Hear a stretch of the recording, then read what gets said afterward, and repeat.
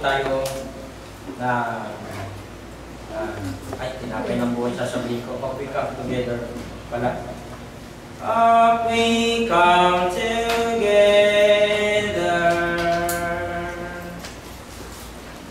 Up we come together. Ready? Sing. Up we come together.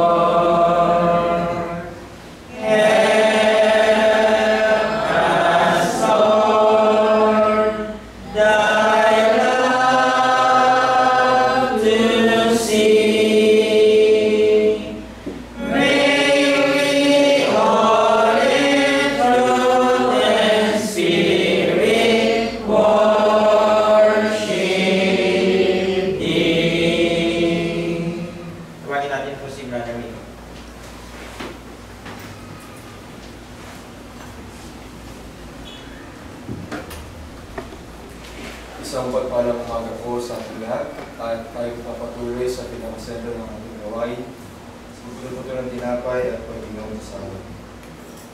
Ako po ay babasa dahil ang talata sa 1 Corinthians chapter 11 verses 23 to 29. Sapagkat tinanggap ko sa Panginoon ang ibinibigay ko naman sa inyo na ang Panginoong Hesus na gawin siya'y pagkanulo ay dumampot ng tinapay. At nang siya'y makapagpasalamat, ay kanyang pinagputol-putol at sinabi, ito'y aking katawan na pinagputol-putol dahil sa inyo. Gawin ninyo ito sa pag-aalala sa akin. At gayon din naman hinawakan ng sarong pagkatapos sa makahapon na sinasabi, ang sarong ito ay siyang bagong tipan sa aking dugo. Gawin ninyo ito sa tuwing kayo magsisino sa pag-aalala sa akin. Sapagkat sa tuwing kanin ninyo ang tinapay na ito at inuman ninyo ang saro, ay inihayag ninyo ang pagkamatay ng Panginoon hanggang sa dumating siya. Kaya't ang sino mang kumain ng tinapay o uminom ng saro ng Panginoon na di nararapat, ay magkakasala sa katawan at dugo ng Panginoon.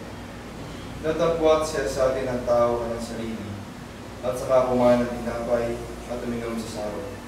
Sapagkat ang kumakain at umiinom ay kumakain at umiinom ng hatol sa kanyang sarili kung hindi niya kinikilala ang katawan ng Panginoon.